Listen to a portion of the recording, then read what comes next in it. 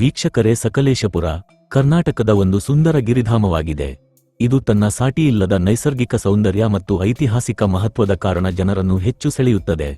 ಸಕಲೇಶಪುರವು coffee ತೋಟಗಳು, ಐತಿಹಾಸಿಕ ಹೆಗ್ಗುರುತುಗಳಿಗೆ ಹೆಸರುವಾಸಿಯಾಗಿದೆ. ಇವತ್ತು ನಾವು 4 ಅದ್ಭುತ ಜಲಪಾತಗಳ ಬಗ್ಗೆ ಮಾಹಿತಿ ತಿಳಿದುಕೊಳ್ಳೋಣ. ಮೂಕನಮನೆ ಜಲಪಾತ. ಸಕಲೇಶಪುರದ ಬಳಿ ಇರುವ ಮತ್ತೊಂದು ರಮಣೀಯ ಜಲಪಾತವೆಂದರೆ ಅದು ಮೂಕನಮನೆ ಜಲಪಾತ. ಈ ಜಲಪಾತವು ಚಾರಣ ಹಾಗೂ ಪಿಕ್ನಿಕ್ಗೆ ಬಹಳ ಜನಪ್ರಿಯವಾಗಿದೆ. ಮಳೆಗಾಲದಲ್ಲಿ ಈ ಜಲಪಾತದ ಸೌಂದರ್ಯ ದುಪ್ಪಟ್ಟಾಗುತ್ತದೆ. ಬೆರಗುಗೊಳಿಸುವ ಈ ಜಲಪಾತದ ವೀಕ್ಷಣೆಯನ್ನು ಕಣ್ತುಂಬಿಕೊಳ್ಳಲು ಜನರು ಹಾತೊರೆಯುತ್ತಾರೆ. ಮಂಜೇಹಳ್ಳಿ ಜಲಪಾತ. ಸಕಲೇಶಪುರದ ಮಂಜೇಹಳ್ಳಿ ಗ್ರಾಮದಲ್ಲಿರುವ ಈ ಮಂಜೇಹಳ್ಳಿ ಜಲಪಾತವು ಮಳೆಗಾಲದ ಅವಧಿಯಲ್ಲಿ ಉಸಿರುಗಟ್ಟುವ ಸೌಂದರ್ಯದಿಂದ ಕಂಗೊಳಿಸುತ್ತದೆ.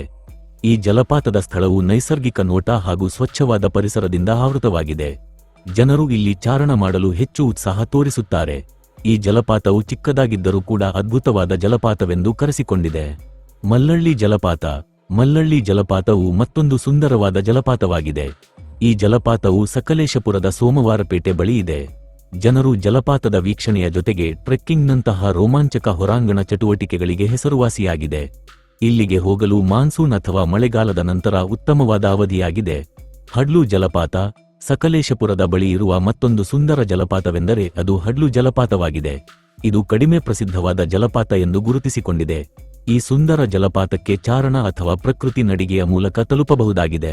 ಸ್ನೇಹಿತರೆ, ಈ ವಿಡಿಯೋ ನಿಮಗೆ ಇಷ್ಟವಾಗಿದ್ದರೆ ಒಂದು ಲೈಕ್ ಕೊಡಿ. ಇದೇ ರೀತಿಯ ವಿಡಿಯೋಗಳಿಗಾಗಿ ನಮ್ಮ ಚಾನೆಲ್ ಅನ್ನು ಸಬ್ಸ್ಕ್ರೈಬ್ ಮಾಡಿಕೊಳ್ಳಿ. ನಿಮ್ಮ ಸ್ನೇಹಿತರಿಗೂ ತಪ್ಪದೆ ಶೇರ್ ಮಾಡಿ. ಜೈ ಹಿಂದ್, ಜೈ ಕರ್ನಾಟಕ ಮಾತೆ.